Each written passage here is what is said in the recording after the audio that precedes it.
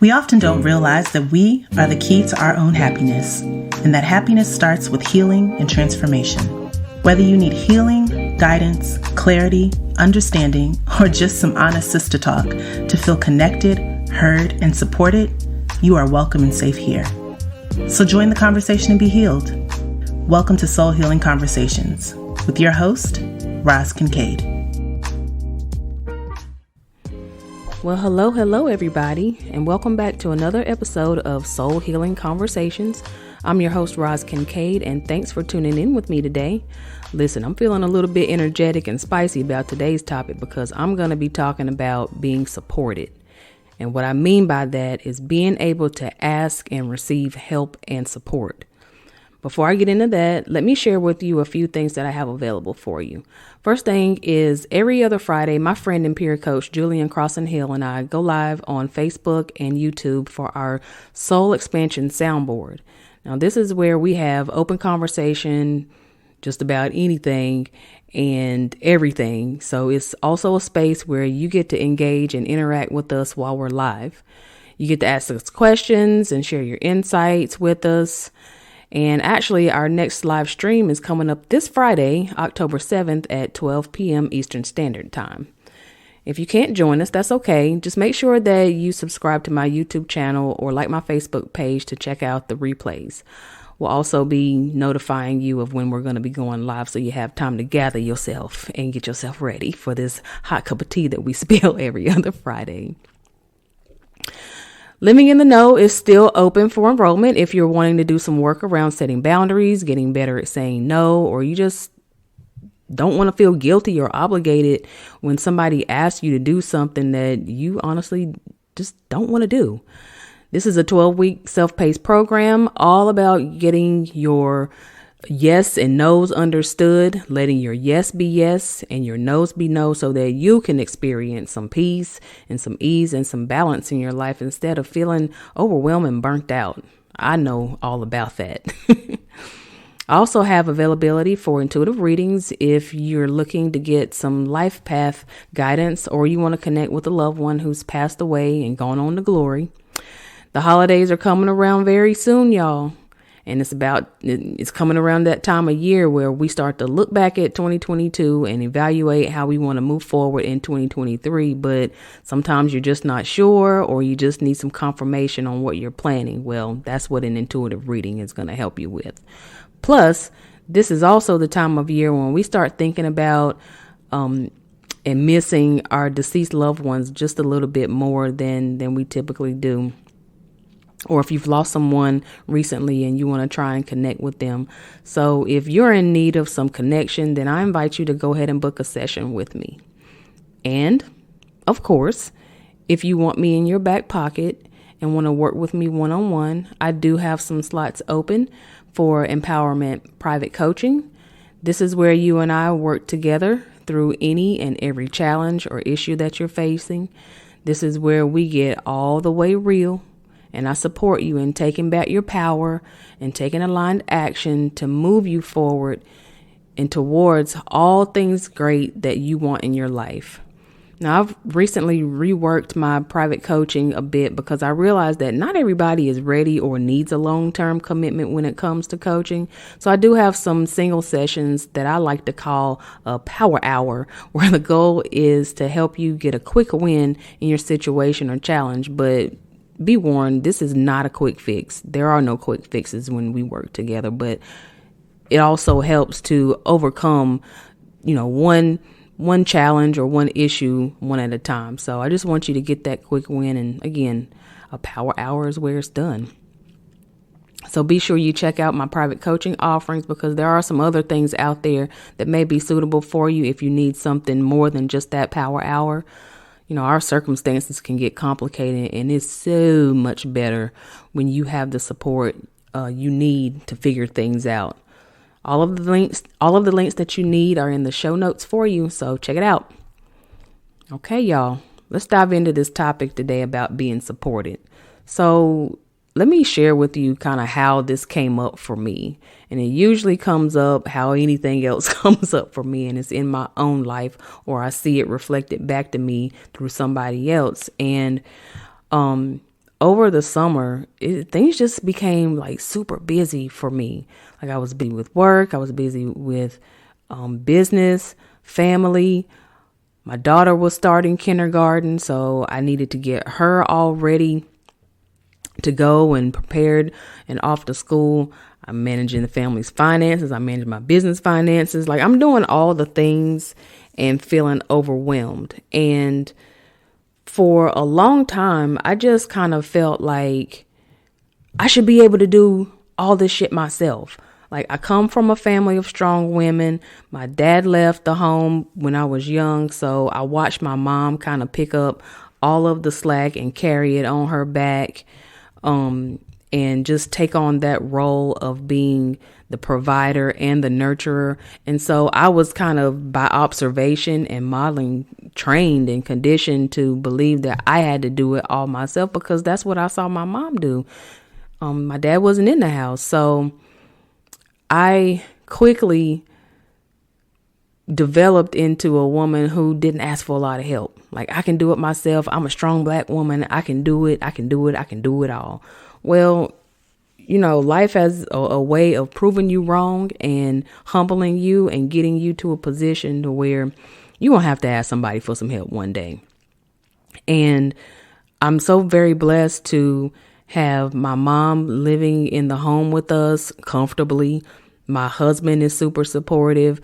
I have family in the immediate area that I can lean on. And one day I was just like, shit, I just can't do this all by myself. And it was a huge step. Like I had been asking for help all along, but this time felt different. This time just felt different. And it felt like a huge step for me to go to my mom and say, here's how I need you to help me. And I can't do it all. And she didn't lecture me, but she was like, that's what I'm here for. She told me you don't ever need to worry about asking me for help because I have adjusted my life to be able to be here for you because I know you have a lot to do. I know that it's a lot to take care of a child and maintain a family and to be a wife and all those things. And I'm here for you. And listen, in that moment, it made me just surrender and say, okay, I'm going to start asking for help and I'm not going to feel guilty about it because when I look around, like the help is already there. I just wasn't taking it. So the other way that this came up for me was in a conversation with a potential client who reaches out to me, you know, ever so often, which is fine. She messaged me actually to share a dream with me and she wanted to get some help interpreting her dream. And so she said, there's been so many times where I felt lost and thought to message you, but I just didn't want to seem creepy or like I was taking advantage of your guidance. So I just deleted my messages altogether. I'm like, you needed help and you didn't ask. And not that I was judging her, but it's like, you know, I've never given her a reason from my end to feel like she couldn't come to me or couldn't ask for help. And I was like, just ask for the help.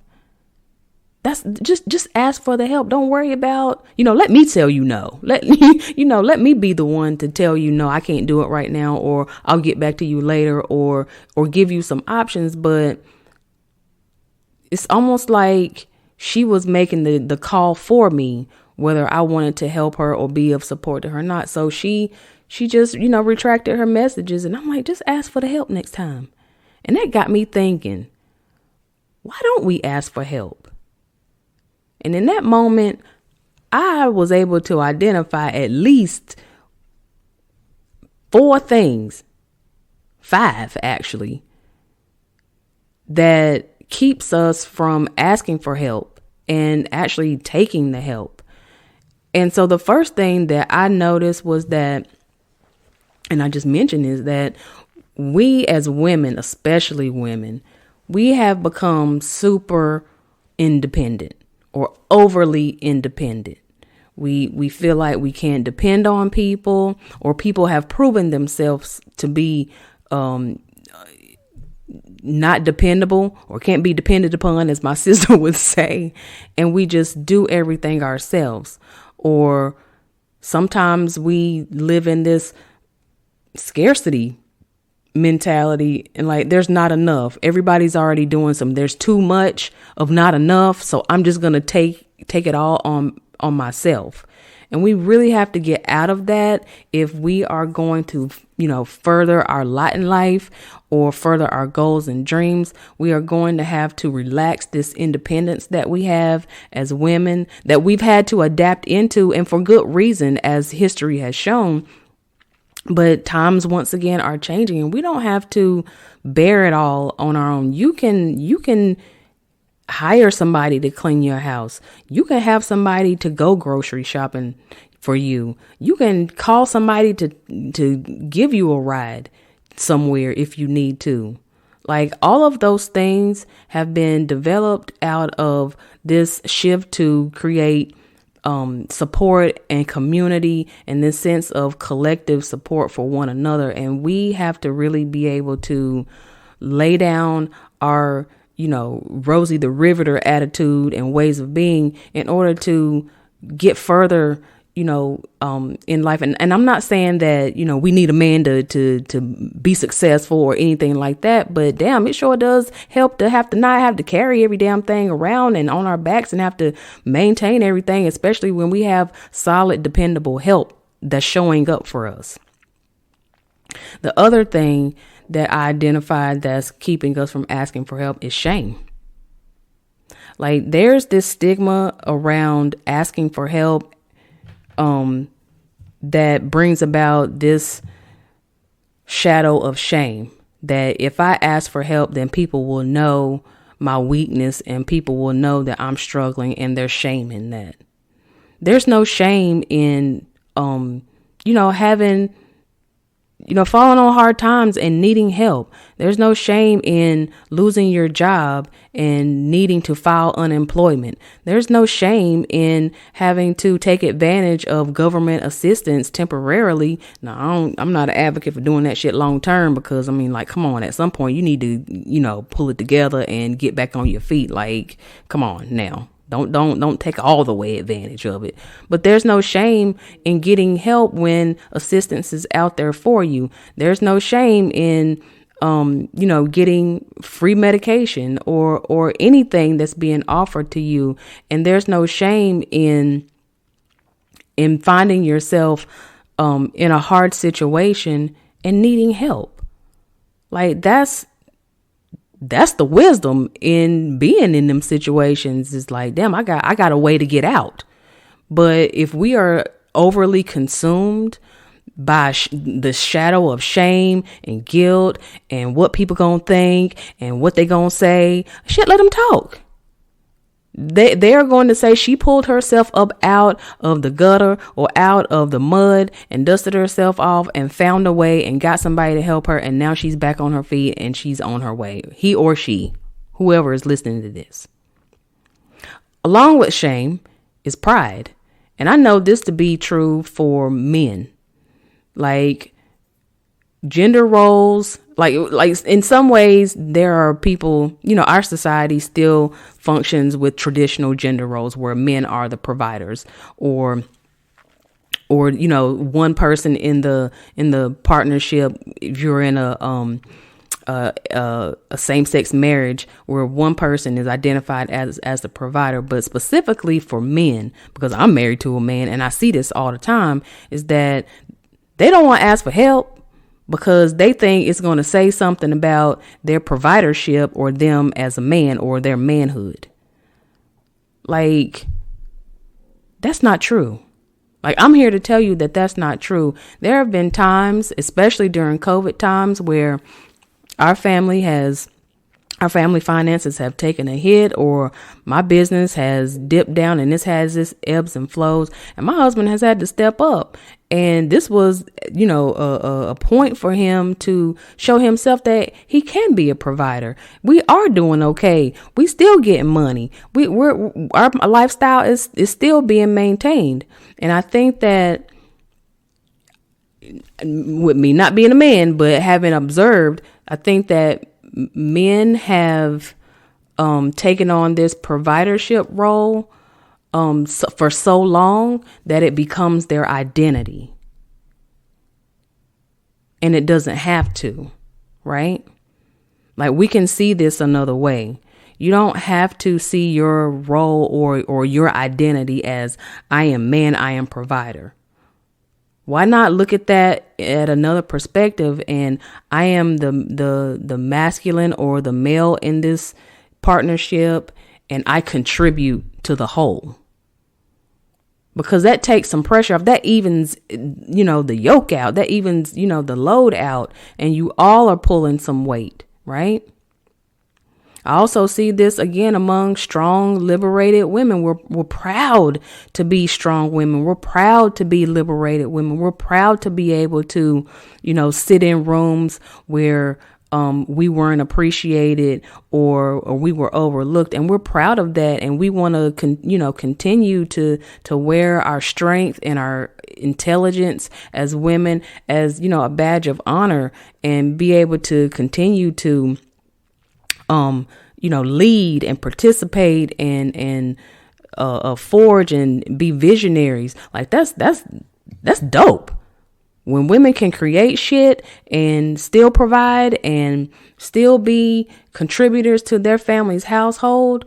But again, it does not have to become part of our identity, or even furthermore, it does not have to become part of our self-worth or our value. It's what we do. We help provide. It's what we do. It's not who we are. And I think that reframing that is going to help kind of shave that off or curb that just a little bit, to where we can still be leaders, and we can still be strong, and we can still hold the family down and still ask for some damn help. You do not have to do this on your own. You're going to hear me say that again. The other thing is fear. And this is especially true and apparent around money. Like, we avoid asking for help or even giving financial help for fear that a promise, like either you're afraid that you can't pay it back, or you're afraid that the person that you're financially giving assistance to won't pay it back. And there have been times when people have not paid it back. Hell, I've been one of them people who has borrowed money from people and ain't paid it back. And therefore, you are afraid that being in that dynamic where somebody owes you is going to either end or wound the friendship. I've been there. I've been on both ends. Lent money to people, they ain't paid me back. Asked money for people, and I ain't paid them back. Quick story. I had a friend in college. Well, she and I actually went to high school together, but she and I became friends when I got in college. I went back off to school after the summer. I needed some money. I called her for some help. She sent me $200, and I never paid her back. Fast forward years later, I mean, maybe 10, 15 years later, I see her on Facebook, and all the things that, she said to me about not paying her back, because she cussed me out. She told me I was dead to her. I'm not a good friend. Our friendship is over. Have a nice life. All of those feelings that I had when I read her message about how I didn't pay her back and I wasn't a good friend, all that stuff came back up. And I ended up reaching out to her anyway, because to me, the friendship was more valuable than two Benjamins, $200.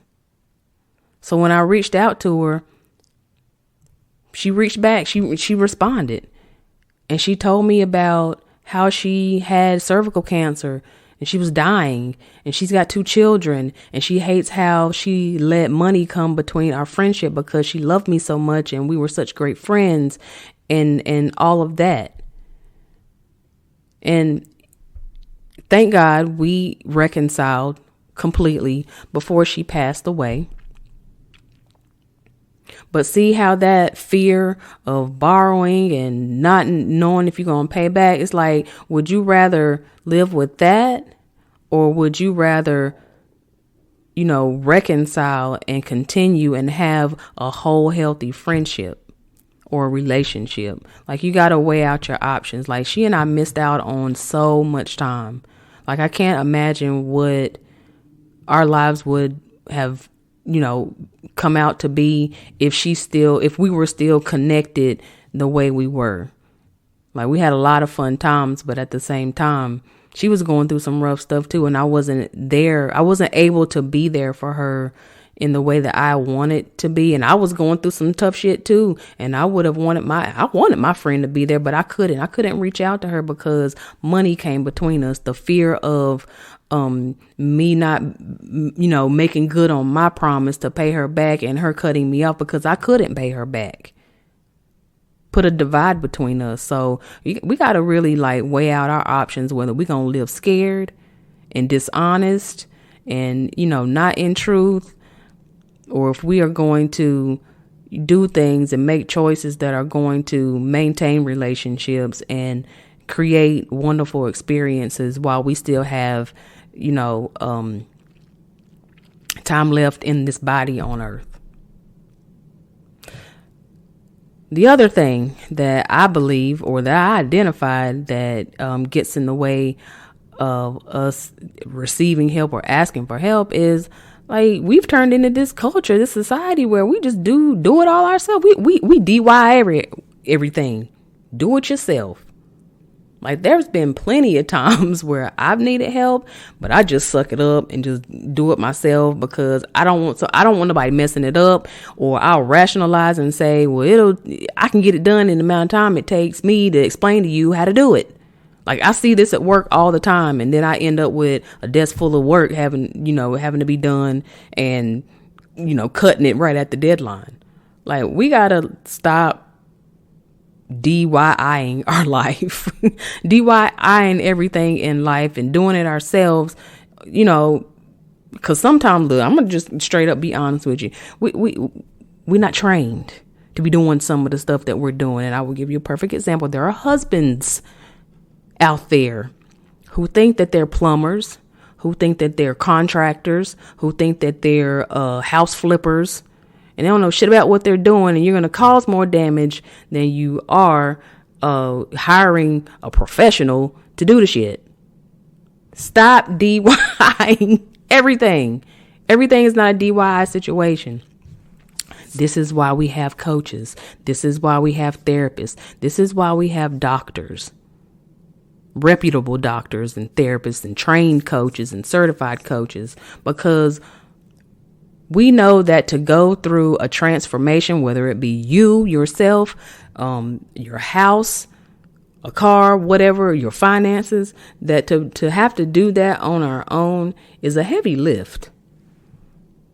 And it just makes things lighter and makes things better when we have somebody who is experienced, knowledgeable about what we're trying to do to help us, or to call out some of the blind spots that we might not even know exist before we go down the path of what we're trying to achieve.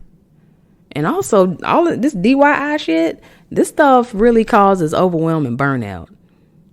You trying to carry the camel, the house, the baby, the family all on your back. You don't have to continue to do that. You just don't.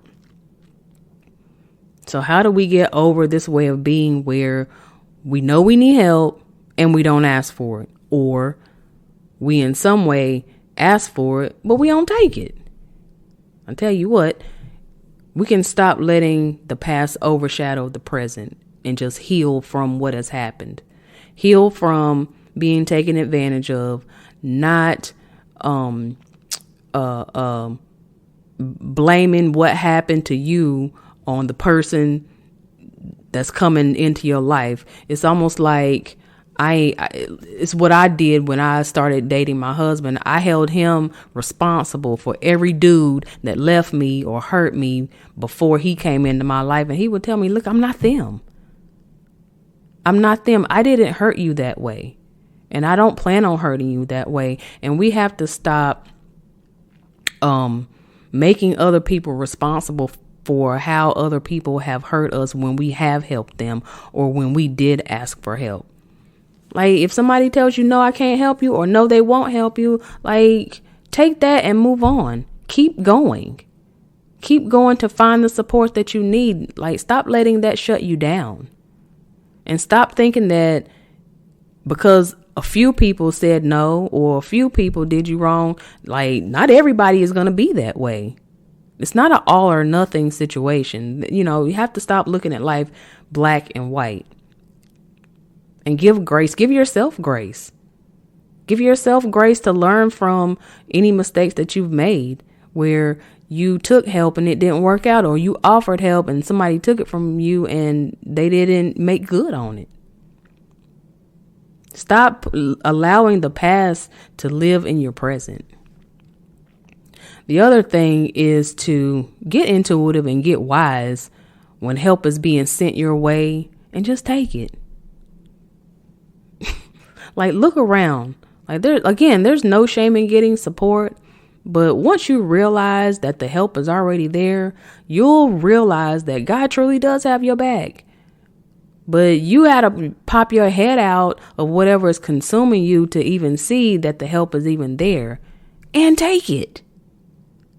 And take it. It's just like me realizing, like, dang, my husband is able to help me. My mom is right here. I got my aunt and uncle. I got my sister over here. I got my friends over here. I got people in my business network that can help me, and start leveraging that stuff, leveraging those resources, leveraging that support, because you sitting here praying 5 times, 50 times a day for God to send you a life jacket. And it's like, damn, I've sent you 5. Why haven't you taken it? That reminds me of that. I think it's a fable where there was a flood and the man climbed on his roof and he prayed to God to send him some help to get him out of the flood. And he was like, well, I sent you a boat, but you know, a man on a boat, but you said you was going to wait. I sent you this, but you didn't want it. I sent you that and you didn't want it. Like, God has been sending you help this whole time, but you don't want to see it. You have to be open to receiving. And what I mean by that is sometimes the help ain't gonna come in the way you thought it was, or the way you envisioned it, or the way you expected it, but it's the exact help you need. Take the help. And the last thing, stop DIYing everything in your life, thinking that it's faster or better. You know, it's one thing to improvise and to make something out of nothing, but your existence is not set up for you to carry the load of daily life on your own. And that goes for singles and people who are married or partnered with somebody. I mean, think about it. How much lighter and easier could your life be if you took the help offered or given before you start tripping about how you're going to pay it back or how it looks to take on a quote unquote handout? Like, why does it even have to be called a handout? Why not reframe it as a hand up? Doesn't that feel better? Okay, y'all. That's all I have for you today. I hope that what I've shared struck a chord and motivates you to notice that you have lots of help available to you when you need it. And you don't have to do it yourself with your life all the time. We're meant for connection. And we'd be better off capitalizing on that when it shows up as support. Again, don't forget to check out the show notes for all of my offerings and ways to connect with me. I appreciate you listening today, and I'll talk to you next time. Bye. Hey, and thanks so much for hanging in there with me all the way to the end of the podcast. I hope you got lots of value from today's episode and feel more empowered and more inspired than you did before. If you enjoyed this episode as much as I did doing it, then share it with somebody that might resonate with it. Also, I would really appreciate it if you could leave me a 5-star review to help me get the word out about the show. And if at any point you have questions or topics you want me to riff about, as you can see, I like to talk, then I invite you to get on my social media platforms and just message me. And if you're feeling the nudge to work with me, then check out my offerings on my website. Everything you need to connect with me is in the show notes. So until next time, be empowered.